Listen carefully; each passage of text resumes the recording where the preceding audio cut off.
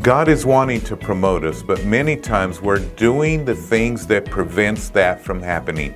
That's what we're going to talk about on the Voice of Faith. 1 Peter chapter 5, verse 6 and 7, it says, "Therefore humble yourselves under the mighty hand of God."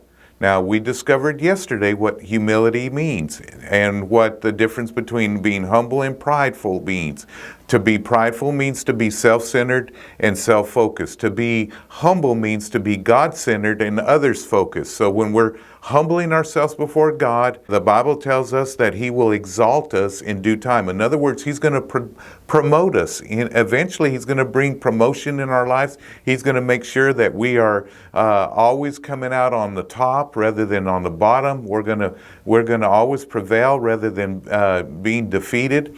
And so the Bible tells us that when we are humbling ourselves, that's going to happen. Well, here's the thing. It didn't stop there. It says, casting all your care upon Him, for He cares for you.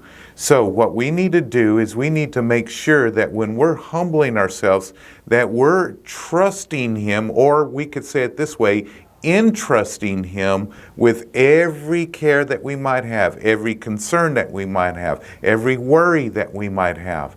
Why? Because we're putting it in His hands. We're taking it out of our hands and putting it in His hands.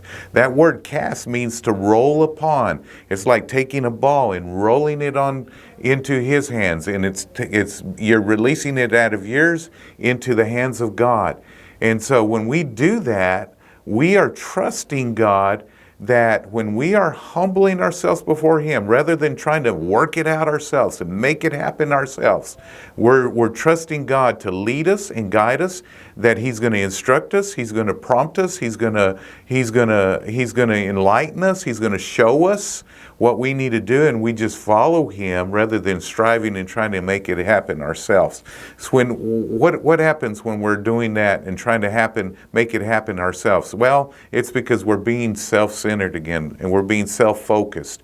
And we can't be thinking about us. We got to be thinking, God, what's your will for my life? And when we live our lives like that, then God is able to move in our lives in a very powerful way. See, I'm sharing some things that I believe that's going to set you up for success. That's going to put some things in place for you, that He's going to align some things up in your life. He's going to align some circumstances up. He's going to bring some favor in your life because of your humility, because you're humbling yourself before God and you're saying, God, I need you. I can't do this on my own, and so I'm trusting you with this. And as you do that, I guarantee you God's going to move on your behalf. I love you. I hope that helps you. Hope that encourages you, because I think many of you you're just carrying all these concerns, all these cares, all these worries, because you're thinking about yourself. When you take your focus off of you, put it on God, that's being humble, and God wants to do that in your life. I love you. God bless you.